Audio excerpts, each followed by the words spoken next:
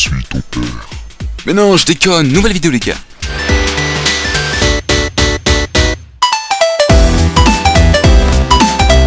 Eh bien, salut à toutes et à toutes, c'est Mr Burger, j'espère que vous allez bien, ça va super pour ma part, écoutez. Aujourd'hui nous voici pour une nouvelle série, normal c'est la première en même temps, pour, le titre de cette série va être 5 minutes pour parler d'informatique. Cette série, comme vous l'aurez compris, va parler beaucoup d'informatique, et donc moi ça m'intéresse beaucoup ce genre de sujet. Mais ce ne sera pas n'importe quelle informatique, ce ne sera pas tout ce qui est dans l'écran, mais tout ce qui est dans l'unité centrale, ce qui se tient souvent à votre droite ou sous votre bureau, ce que vous ne connaissez sûrement pas du tout. Donc j'ai fait des petits chapitres pour cela, pour que vous y retrouviez mieux. Donc en premier chapitre, vous allez retrouver les grandes marques de l'informatique. En deuxième chapitre, les cartes graphiques. En troisième chapitre, les cartes mères. En quatrième, les mémoires RAM. Suivi de l'alimentation. En cinquième, les ventirades. Et pour finir, les disques durs. Donc on va tout de suite commencer pour le premier chapitre. Donc dans l'informatique, il y a beaucoup de grandes marques. Surtout 3 ou 4 se distinguent. Comme Intel et MSI pour les processeurs. Ils se font souvent la guerre et on a du mal à savoir qui est le meilleur. Même si je pense que pour moi, MSI c'est plus fait pour les jeux vidéo et Intel plus pour tout ce qui est logiciel 3D et tout, qui a besoin de faire vraiment des calculs spéciaux. Donc quelle est la différence entre eux? Comme je l'ai dit, pour moi MSI c'est plus pour les games.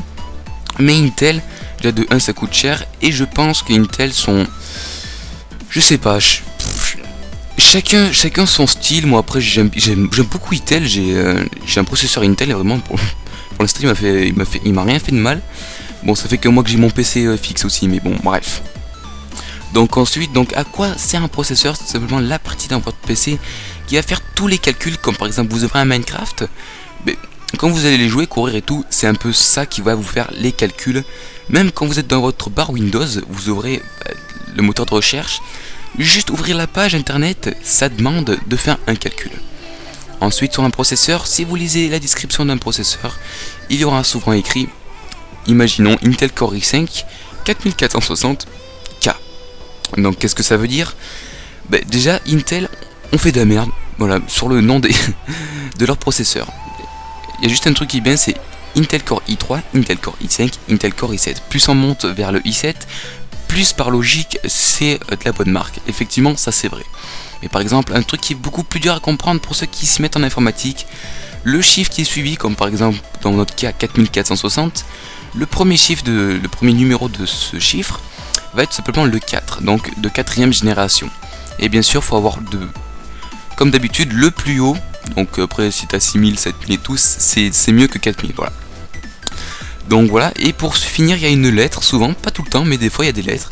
Comme par exemple K qui veut dire overclocking. Pour ceux qui ne savent pas ce que c'est, je ferai une vidéo dessus, vous inquiétez pas.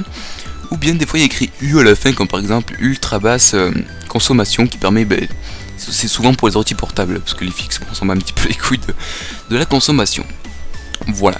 Donc en deuxièmement, nous allons voir la carte graphique.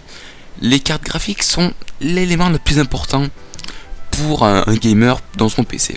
Pourquoi? C'est elle aussi qui va s'occuper de faire des calculs. Mais là, tu vas me dire, mais Mr Burger, t'as déjà dit que les processeurs faisaient des calculs. À quoi ça sert une carte graphique? Tout simplement, la carte graphique va s'occuper. Imaginons tu actives les ombres. Les ombres est un peu la partie graphique du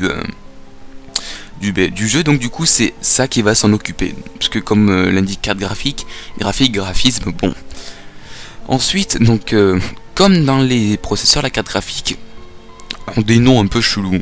Pour ma part, j'ai une GTX 960. Donc il y a deux parties dans ce que je viens de dire. Il y a le chipset qui est 960, qui tout simplement s'occupe de dire la game. Donc moi c'est une bonne game quand même. Et GTX donc qui est pour dire c'est pour faire quoi. Donc moi c'est pour les jeux. Donc c'est voilà, vous aurez compris. Ensuite, je tiens à préciser que souvent, si vous parlez d'informatique avec vos potos, vous n'allez pas entendre carte graphique souvent. Vous entendez GPU. Ou bien pour le processeur CPU. Mais comment savoir, comment s'en souvenir? Mais carte graphique ça commence par un G, GPU. Voilà, c'est con mais c'est comme ça. Et celui qui reste c'est CPU, c'est pour le processeur. Nous continuons sur la carte mère. Ce qu'il faut savoir sur la carte mère, c'est qu'il y a beaucoup de tailles. Je vais vous dire les plus connus, il y a les ATX, les mini ATX et les micro ATX. Donc si vous comptez acheter un ordinateur qui va jamais bouger de sous votre bureau, je vous conseille de prendre une ATX. Pourquoi? De 1, c'est plus grand, mais justement c'est plus grand donc c'est mieux. Tout simplement vous allez pouvoir placer beaucoup plus d'éléments dessus. Et de 2, dans le futur ça sera beaucoup mieux, parce que puisque vous pouvez placer plus d'éléments dessus, si vous voulez faire évoluer votre PC, ça sera mieux pour le futur. Donc à quoi sert la carte mère? Elle sert tout simplement à envoyer le courant dans certaines parties de votre PC. Dans aucun cas elle sert à réfléchir, sauf dans certaines cartes mères où il y a une petite carte graphique directement intégrée dedans, ce qui est mon cas. Donc ensuite, qu'est-ce qu'on va voir? On va tout simplement voir la mémoire RAM. Qu'est-ce que c'est la mémoire de RAM? Tout à l'heure je vous ai dit que le processeur avait besoin de faire des calculs. Le processeur ça a aucune mémoire, ça en a tout petit peu, mais je vous dirai plus tard ce que c'est. Donc du coup la mémoire RAM, je vais passer un petit peu de temps dessus, est de nos jours comptée en gigas. Si vous avez une mémoire RAM dans votre PC et vous savez que c'est compté en mégabits, vous êtes dans la merde, je vous le dis largement. Donc si vous comptez en gigas, pour ma part j'ai 8 gigas. Donc je vais vous expliquer. Imaginons que vous ouvrez un Minecraft et un World of Tanks.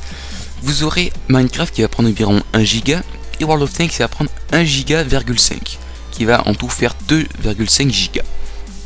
Donc moi sur mes mémoires de RAM, 8 moins 2,5 ça fait si je me trompe pas 6,2. Je me suis...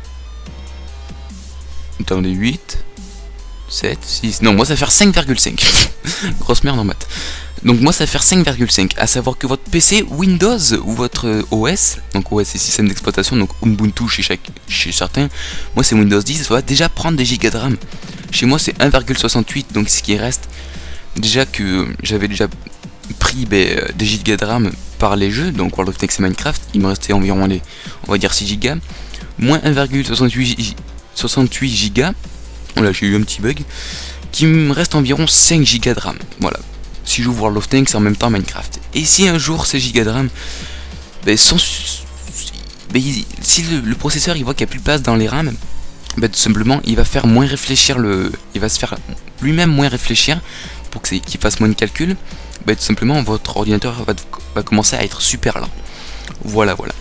Ensuite, on va prendre les ventirades et les ventilateurs. Donc qu'est-ce que c'est un ventirade? C'est la partie sur le processeur qui va tout simplement le faire refroidir, parce qu'un processeur ça réfléchit vraiment. Si vous voulez un processeur, quand il y a écrit 3 GHz à la fin, vous verrez souvent ça plus tard, ça veut dire qu'il y a 300 milliards d'impulsions dedans chaque seconde. Et dis-toi qu'une impulsion c'est un calcul, donc je peux dire que ça carbure plutôt bien, hein.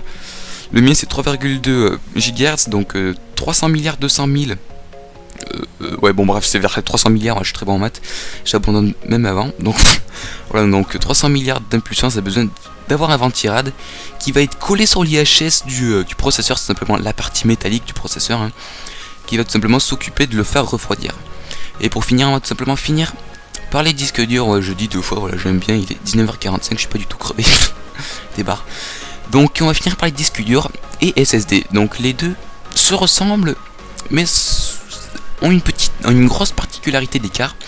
Un disque dur, dis-toi que c'est un gros CD qui tourne.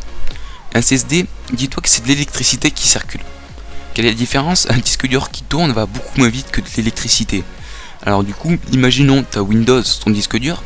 Pour démarrer ton PC, tu vas mettre environ, je sais pas, mais moi je me souviens que mon ancien PC c'était environ 50 secondes. Donc imaginons tu vas mettre 50 secondes avec ton disque dur ordinaire.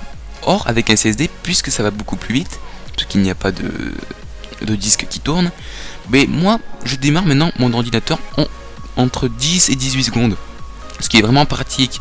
Mais par contre à savoir qu'un SSD ça coûte la peau du cul.